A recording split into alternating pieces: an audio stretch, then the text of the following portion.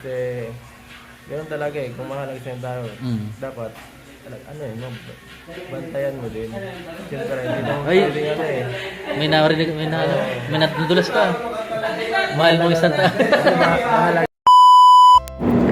Magandang araw sa ating lahat kung saan bansa man tayo naroroon ngayon, kung saan sulok man tayo ng mundo, mapa Mindanao, mapa Luzon, mapa Visayas at mapa OFW, kamusta tayo mga kalingap.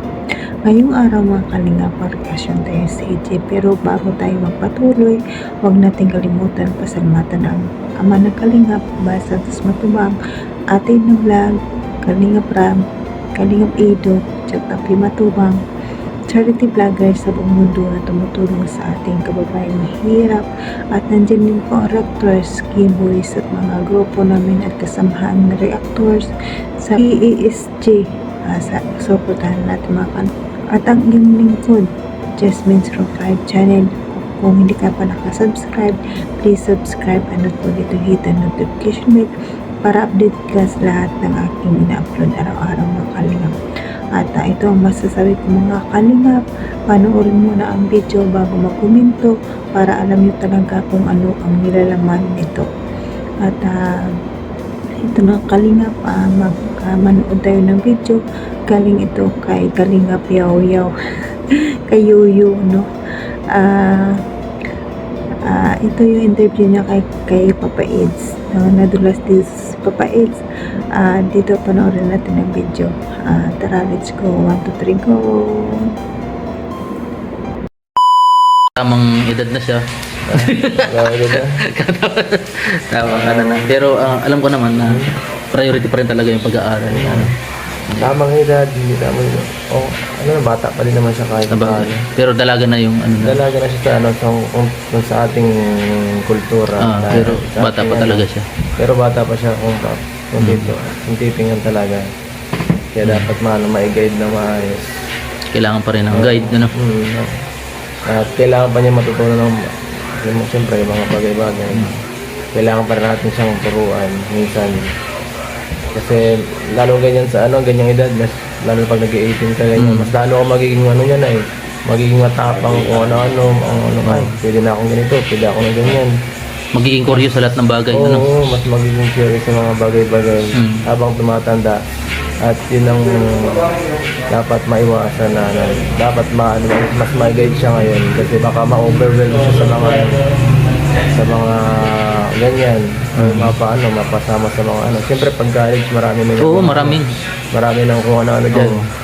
Hindi ka gaya pag high school na medyo hindi pa ganun ka pag college talaga. Marami diyan. Pwede pang yayain siya sa mga fraternity. Fraternity, sa mga gimikan. Mahirap yan. Mahirap yun. Kasi siyempre ikaw maging curious ka, matry ka, pero sana Sana hindi. Sana hindi siya kaya mo naman yun i-guide, andyan ka naman. Kung magpapaguide siya, why na pero sa ating maabot ng ating mga ginagawa naman natin yung part natin. Advice. May mga kasama naman tayo, may mga tinutulungan ako na lagi na niya kasama niya sa bahay. Sana makinig siya sa kanila kasi pinapabantayan ko rin siya doon. Kasi para sa kanya kapakanan din. Kumbaga hindi naman sa pagigpit yun, kumbaga para sa kanila yun. Pangano lang yun. Kasi ganoon talaga eh, kung mahalaga sa'yo tao, dapat bantayan mo din. Siyempre, hindi naman pwedeng may narinig, may nadudulas ka. Mahal mo isang tao. Mahalaga. Yun na yun, mahal. Parang ganoon na rin yun. Yun na yun. Pero ganoon talaga. Siyempre, kung maintindihan mo yun. Kung isa kang tawag dito yung ganong medyo hindi mas strict. Pero pag yun, concern yun na ingatan mo yung mga taong halaga sa iyo. Hindi na strict yung pagiging, ganito, bawal itong ganito, ingat ka sa ganyan. Hindi na kasi minsan mas mas masarap kung gawin yung mga hindi maganda Pero dahil minsan nakapure sila, nagagawa nila, pero siyempre dapat ingat din. Unahan mo ng advice kasi baka magkamali. Mahirap na. May, kung ano ang mangyari. yung pagkakamali kasi mahirap na rin ituwid minsan. Ano? Ay, oo. Yan. Sa atin dito, lalo na sa atin, nasa social media tayo. Mm. Isang mintis mo lang, pwedeng masira Oh, mo yun nga eh. yung karir mo. Alam Sa mo yan, kuya, alam mo yan. oh. sa Kuya, sa 10 ano, pag nagkamali kang isa, wala na. Ano? lahat ng pinaghirapan mo, kahit isang mintis lang, Yun nga, pwedeng masira ang buong pinaghirapan mo. sayang. Yun. Kaya yun, ano man mo yung sabagay, ano naman eh, ang kapalaran naman, ano naman yan eh, bilog, ano, kumbaga, Yes. kailangan mo rin bumawi pag mga Bawi ganyan. tayo palagi, babawi tayo. Ah. Comeback tayo nga't mahina tayo. Oo. Comeback tayo nito. Yung- Wala naman ang ibang pupuntahan eh, nasa baba na. Mm. Kailangan mong tumaas, Oo. kumbaga, Lagapak channel ko ngayon, kailangan ko babawi talaga ako. kumbaga sa alimango, naputulan ng sipit. Ang alimango baga, pag naputulan ng sipit, natubo pa rin yung ano. Siya? Pag, tas yun, mas malaki pa doon sa nauna, yung sipit. Kaya nagiging ano, matatag ang alimango. Huwag lang mahuli kasi yung uulamin. And, salamat Papa Ed sa kunting ano. Ano yung ano mo sa ating mga manonood? Ano yung mga advice mo? Ano yung pwede mong sabihin sa Thank you so much sa lahat ng suporta hanggang ngayon po. At ayan, matagal na tayong sa Kalinga, pero andyan pa rin kayo. Iba talaga ang suporta ng mga fans natin dito, guys. Kasi kung ibang content creator, mga 1 taon, 2 taon, napapaso na yan. Oo nga. Hindi ganun kadaling mag-maintain ng fan base. Pero kayo po, solid na solid. Kahit saan tayo dalahin, kahit sa TV pa yan, kung napanood nyo yung nakaraan sa TV, halos yung Kalingap, napakalakas ng views nung nanood ng Family Feud, grabe yun. Halos tayo lang isa sa pinakamalakas doon Oo. Community. na views sa channel nila. Mm. At yan, thank you so much po sa inyo. Wala po kami kung wala kayo. At gagawin po namin best namin para siyempre makatulong dito sa aming bahay, sa aming lugar, at siyempre mabigyan kayo ng magandang mga mapapanood pa. Thank you po. Salamat Papa Ed sa ano So, ayun, makalingap na panood yun naman ang video, no? Nakakatuwa si Papa Eds dito kasi napaka-gentleman niya talaga, kasi sabi niya kahit 18 na si Bansi pero bata pa rin yan. Naintindihan niya kasi syempre ka-18 pa lang, parang gusto niya pang i-enjoy ni Bansi ang kanyang pagka-teenager, no? Nakapaka-gentleman na Papa Eds. Hanga talaga ako kay Papa Eds kasi kahit nasa tamang edad na siya, hindi niya pa rin minamadali si Bansi. Naintindi niya pa rin. Napakabait niya at napaka-gentleman talaga. At dito, ay nadulas nga siya. Sabi niya, kung mahal mo ang isang tao, talagang alagaan mo siya, di ba? Nadulas siya at nag-react ang keyboards kasi narinig nila yung sinabi ng Papa Eds, no?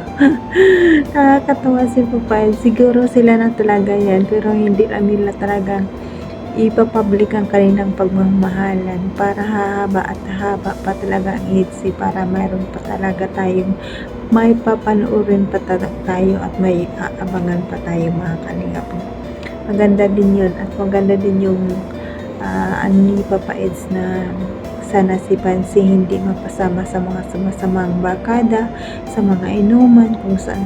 Sana makinig siya kung ano ang sinasabi sa kanya, kasi ang sinasabi sa kanya ng mga matatanda para din naman yan sa kanya kabutihan, hindi sa kasamaan. Kasi sayang ang pagkakataon kung magpariwara siya na magpasama sa mabarkada.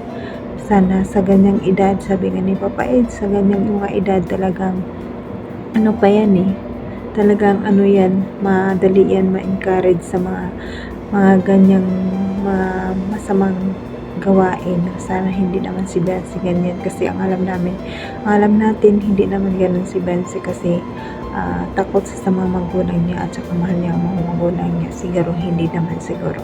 At saka nandyan naman si Papa Ed sa mag-guide sa kanya, at sabi niya nandyan yung mga beneficiary niya, pinabantayan niya si Bansi. Sana makinig si Bansi talaga, no? Nakakatuwa tong dalawa na to, wala pang aminan. na tayo excited na tayo na magiging sila, at malay natin sila na talaga, at saka malalaman pa natin kasi hindi pa inaano talaga ni Papa Eds, kasi siyempre inintindi niya pa rin bata kasi Beyonce, kasi sabi niya kahit 18 na yun, bata pa rin siyang tingnan talaga, at saka ka-18 pa lang yun, talagang inaano niya yung ano talaga siya, yung respeto niya talaga si Beyonce, kasi alam niya sa ganyang edad pa talagang maano yan eh, mapusok pa yan eh. Ano pa yan, madali ma-discourage sa mga ganyang mga bagay. Sana gano'n, hindi gano'n si Beyonce, no? Sana makinig sa kay Papa Eds. Hindi naman si Papa Eds na handa naman na mag-guide sa kanya. Ayan, mga kalip, sana abangan pa natin talaga ang Insi. Marami pa tayong abangan kasi may gusto pa tayong malaman sa kanila. Baka next year, sabihin ka ni Kuya Bali, 2 years pa pwede na eh, diba? Baka mag-20 si Beyonce, pwede na. 18, 19, 20, yan. Pwede na yan, Papa Eds. Pwede mo na yan mag-i-propose ulit si Beyonce, yan. 2 years na lang, mabilis lang naman yan. 2 years, 4 years, mabilis lang. Parang saglit lang yan, kinabukasan nandyan. Parang ganun, ilang tulog lang. Parang ang bilis nga eh. Dati 1 year pa lang si Beyonce, ng 17, ngayon 18 na, parang kailan na isa. 18 na siya agad. Yan, okay lang yan, 18, 19, pwede na, Papa Eds na yan. Ito naman kalip, hanggang dito na lang ang ating video. At sa muli, pasalamatan mo natin ang ama natin ng Kalingap, Bal Santos Matubang, Ate na Vlog, Kalingap Parab at Kalingap Ido, at sa lahat ng Kalingap partners, Giboy, supportan natin mga Kalingap. At ang iyong lingkod ngayong araw na to, Jasmine 05 channel. Please subscribe mga Kalingap at click the notification bell para update ka sa aking mga video na inapalad mga Kalingap araw-araw. At pasalamatan ko lahat na manonood, solid, Kalingap solid supporters, mga ka-IDC dyan, weekly supporters, mga viewers, silent viewers, Jomcar supporters, maraming salamat sa inyo sa papanood sa akin. Appreciate ko po yung lahat ang inyong papanood sa akin, at laking pasasalamat ko kasi nandyan kayo nanood sa akin kahit papano. Maraming salamat. I love you all sa inyo, and God bless you. Hanggang sa susunod mga Kalingap, at ito lang ka mga Kalingap, paki-like and share ang aking video para swak sa panasan ng YouTube. Kahit like lang, sapat na mga Kalingap. At dito na lang, hanggang sa susunod muli. God bless you always. God, I love you all. Bye bye.